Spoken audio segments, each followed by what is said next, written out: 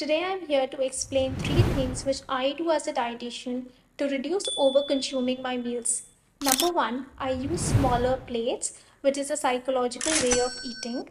Number 2, I always drink water before my meals rather than after my meals to prevent any kind of bloating. And third thing, I always start with consuming my salad or my fiber first, followed by protein, which always keeps me full. Happy eating!